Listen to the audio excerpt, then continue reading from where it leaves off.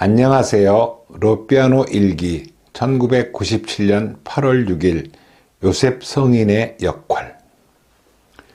며칠 전 끼아라의 아세아 방문 중 질문에 답했던 비디오를 보았다.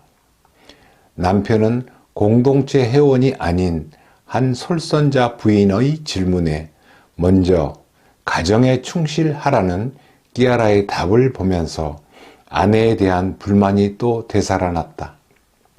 오빠, 끼아라도 부인들에게 가정에 충실하라고 하는데 당신이 얼마나 많은 부분을 소홀히 하는지 알아? 라고 말하고 싶었다.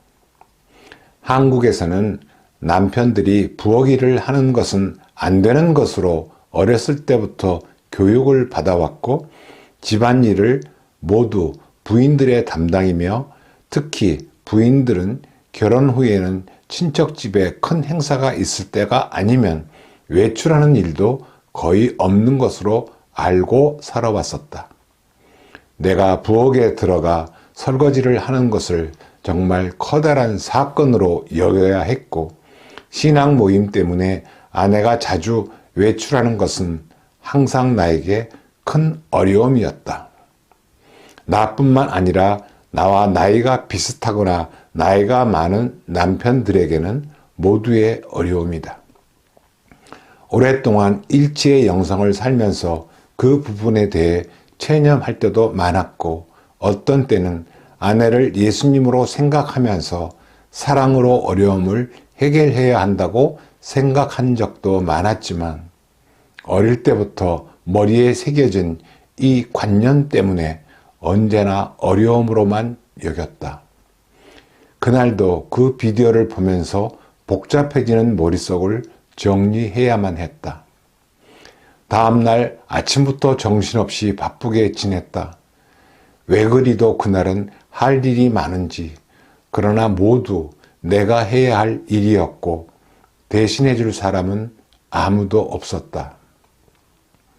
저녁 나절에 화단에 물을 주면서 왜 항상 나만 이 일을 해야 하는가? 이곳엔 사람도 많은데 라는 불만이 생겼고 집 뒤편에 있는 쓰레기통을 차에 싣고 가면서도 이 냄새 나는 쓰레기는 왜 꼭 내가 치워야 하는가 하고 불만이 생겼다.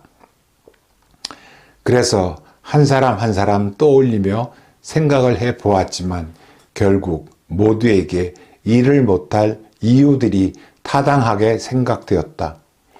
누구는 이곳에 온 지 오래되지 않아서 아직 이곳 생활에 적응이 안 되었기 때문이고 누구는 자기 나라에서는 이런 일을 해보지 않았기에 이런 일까지 생각이 나지 않는 것이 당연하고 등등.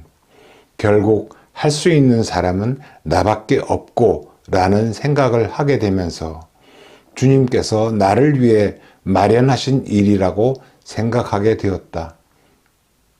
그런데 그 순간 역할이라는 단어가 생각나면서 예수님의 양아버지인 요셉 성인이 떠올랐다.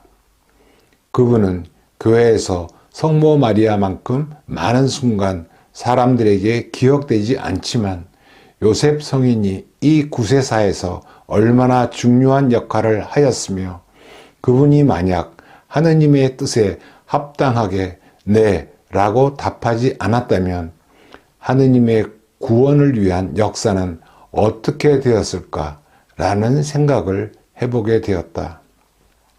그 순간 내가 할 역할이라는 생각이 났고 그동안 집안일을 할 때마다 불평했던 어려움과 아내가 신앙생활 때문에 외출하던 어려움은 역할이라는 열쇠로 해결되었다.